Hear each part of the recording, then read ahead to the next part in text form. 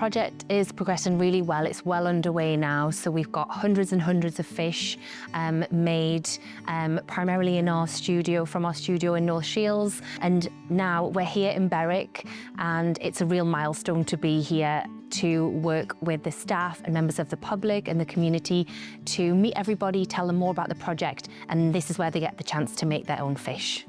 I mean, we think it's absolutely vital that communities have a voice and they are part of making public art. It is something that is shared. It's something that really chimes into people's identity and their connection to a place. So it's really important for us that we do the work with people, and that they are part of making the work.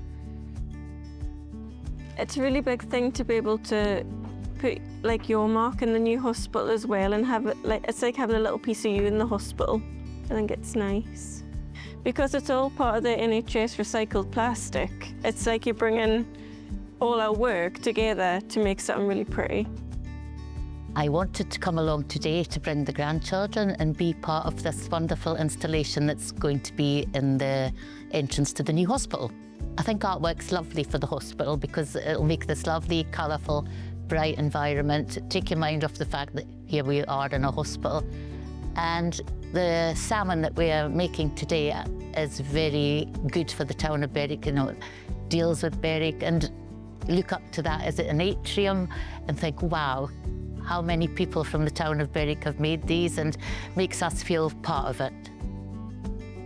The highlights from the public that I've found so far is like, it's been really lovely to get a wide variety of ages. So we had a family in a few moments ago where it was kind of 3 generations of their family came in and made fish. So I think it's a really nice little story that they're going to be able to kind of be able to visit the installation when it's up there and know that all 3 generations within that family have kind of helped create the piece. So it's kind of stories like that that make it worthwhile for me, really. I think one of the highlights as well for me has been seeing the colours that people have chosen throughout the process.